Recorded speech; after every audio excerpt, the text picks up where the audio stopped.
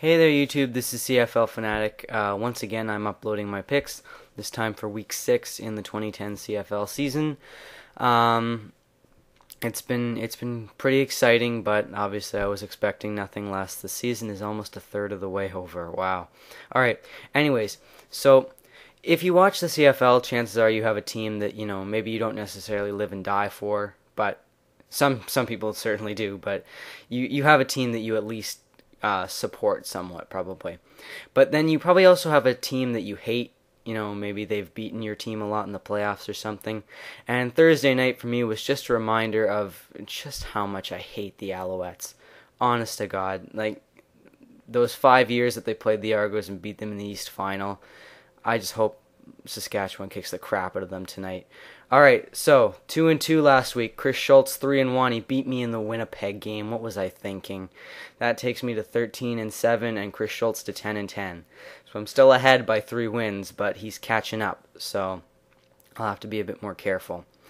Alright, so obviously this week I'd like to start out by saying there's a lot of great receivers throughout history in the CFL. Darren Flutie, Ben Cahoon, Milt Stegall, that were very skillful and very good at what they did. But, at what point do you consider a receiver legendary, or a player legendary in that case?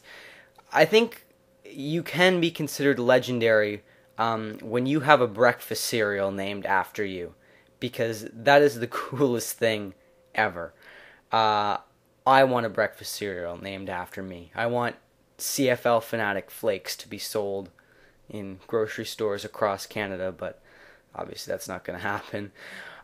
So kudos to Andy Fantuz for selling out your Fantuz Flakes in, I believe it was 2 days, and generating $96,000 worth of profit from it. So not bad at all, not too shabby. Alright, on to the big news. Obviously the Eskimos announced that there were going to be big changes unless the Edmonton Eskimos were able to win on Friday. Well, they did win on Friday, but that didn't stop them from firing General Manager and Director of Football Operations Danny Maciocia, who's been with the organization since 2002.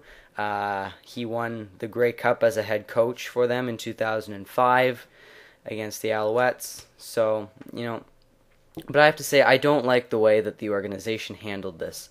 I think it's interesting because, you think about Ricky Ray made the point that Danny Maciocia didn't drop the passes, didn't throw the interceptions, didn't miss the tackles. That was the players. And I don't like the way that the organization handled this, saying, if you lose, there will be big changes. And then they win, and then they still fire Danny Maciocia without telling him beforehand. I don't like the way they did that. Alright, so on to Week 6. First up, a rematch from the Canada Day opener. Saskatchewan Roughriders taking on the Montreal Alouettes. As much as I would like the Riders to just come in and destroy the Alouettes, please do. Please do. I just hate them so much. Sorry to any Montreal fans, but I'm not going to try and hide it. Anyways, I have to look at Montreal's 4-1 record, the fact that they're playing their third game in a row at home in front of a new revamped stadium, and I just think the Owls have the advantage in this game, so I'm going to have to go with the Alouettes, unfortunately. So Riders, please prove me wrong. Alright, Argos and Eskimos. That game's happening right after this one. I think Jim Barker, I think he's able to rebound this team, in my opinion. After getting destroyed by the Alouettes, I think he's going to turn them around, and he's going to be really the driving force. And you look at Edmonton, you look at the way that the organization handled the Danny Maciocia situation, how they fired him even after they won, even after they said that there would only be changes if they lost, even though they didn't actually say that. I don't think it bodes well for the organization. They still have a long way to go, and I think the Argos, this is the game they need to rebound. I'm going to disagree with Chris Schultz, and I'm actually going to pick the Argos, so they'll probably lose. God knows. Alright, Winnipeg and Hamilton. Last week, Winnipeg, in the second half, came close to overthrowing Calgary, but in the end. A couple of overthrows by Stephen Giles. And last week, I think it showed, the game against Edmonton, he really came out and he really did a good job. But I think last week showed, it demonstrated his inexperience a little bit more.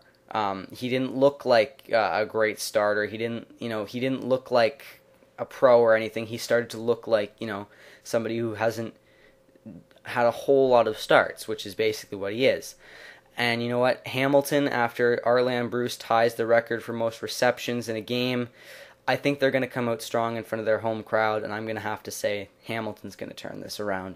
All right, Calgary and BC. Right now, Calgary is 4-1, coming off of a win in Winnipeg and a hammering of Saskatchewan. BC is coming off a loss, their fourth straight loss last week to Edmonton, who was formerly the worst team in the league. So, I have to look at this and I have to say, Calgary has, a game on the road against BC. They're going to be trying to win a third game in a row, and I think it's going to be a little bit difficult for them. You know what? I think BC is at home. They've lost 4 in a row now, just like the Eskimos, and just like the Eskimos, I think it's their time to rebound and turn this around.